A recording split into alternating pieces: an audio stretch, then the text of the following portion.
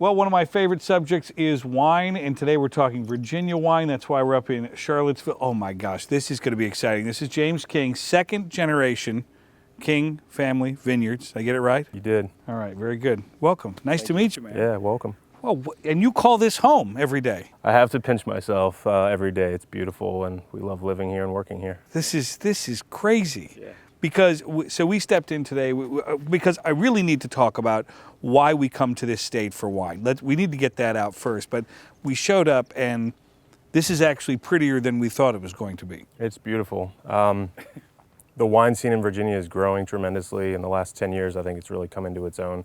Why is that? Is that lock, stock, and barrel with America's taste for wine, and really, or why is it stepping out? It seems to me like it's stepping out ahead of some of the New York grapes and the North Carolina grape. I mean, it's really pushing forward. Why is that? It's a challenge to make wine in Virginia, and there are a lot of winemakers from all over the world that have come to this state in particular to make wine.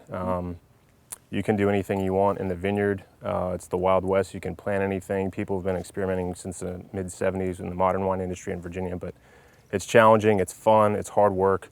Because of the weather's inconsistencies around here, you never know what you're going to get, and that makes it fun.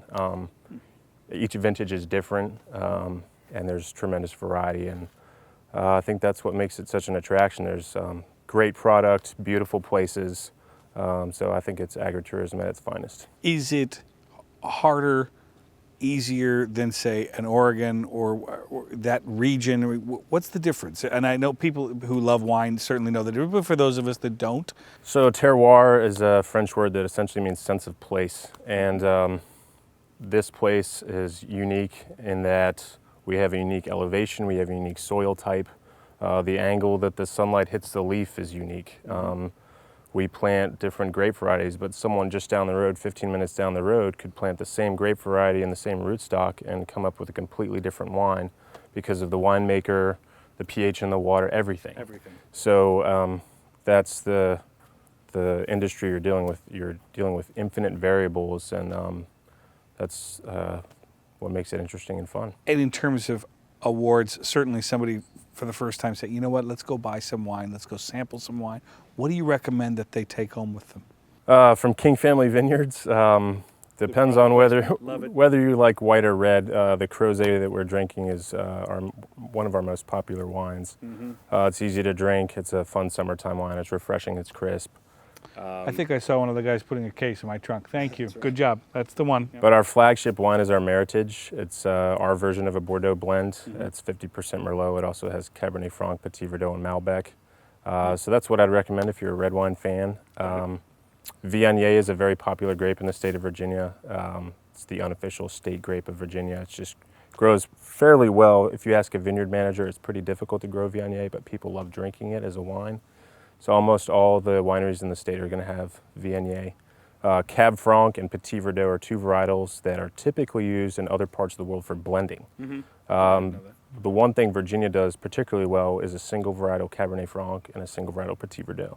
So if you get the opportunity, whatever winery or vineyard you choose to go to, ask for their single varietal Cab Franc or Petit Verdot. I think you'd be pretty pleased. For those that have not been here before, certainly we're showing some footage from around the place. We have some time. What can they expect when they get here? To King Family Vineyards, we strive to give everyone an amazing tasting experience, whether that's our classic tasting in the tasting room. We taste 6 wines. It's $10 a person and lasts about 15 to 20 minutes. You get to get a little bit of history of our family, sample some of our wines, and if you'd like to, after that, you can purchase a glass or bottle. On Sundays, we have polo matches. We've done that for many years, over 10 years now. That came from your dad, right? Yep, my dad's played polo since 1980, and that was his intent on purchasing this farm back in 1996, as he wanted to build a polo field. So we host polo matches every Sunday at 1 o'clock from Memorial Day through mid-October, weather permitting, of course. So for updates, people can go to our website, kingfamilyvineyards.com, or follow us on Facebook to get match updates.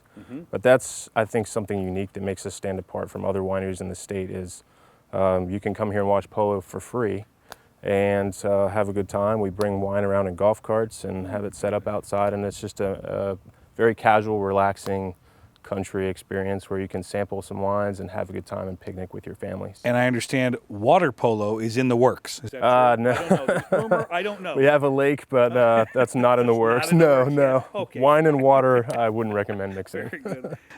What surprises you most about this business? I mean, I guarantee as a kid, you never thought, oh, I can't wait to be the chief bottle washer here at this vineyard. That's right. It's exactly what it is. I think the most amazing thing is you never stop learning, whether it's in the vineyard. My brothers are fantastic in the vineyard. They're both vineyard managers and farm managers. You never stop learning, and if you do, I think you're wrong. There's just so much to learn. I feel like I've just scratched the tiny tip of the iceberg, just being around the winemaker, our vineyard manager, some great people in the tasting room. But because you're dealing in an industry with almost infinite variables of what you can do, there's always something new to learn, always something new to taste and try, which I think makes it fun. You're going to have a wine for every wine drinker out there. Even if you don't like wine, you can find something you like. So I would recommend for people who may not be into wines, or they're new to the wine world, or haven't tried a lot, to kind of get out of their comfort zone and try more Virginia wines. 10 years ago, you mentioned the word Virginia wines. People might say, I didn't know they made wine, or is it that good? And I know that they'll be pleasantly surprised when they come here and try the variety that Virginia offers. Listen, I couldn't have said it better myself. What we'll do is we'll take a break so that we can just sample wine all afternoon. James, thank you for this. No problem. Thank you. It's good to see you and good to meet you. James. It's a You as cool well. place. We'll be back. Thanks for watching.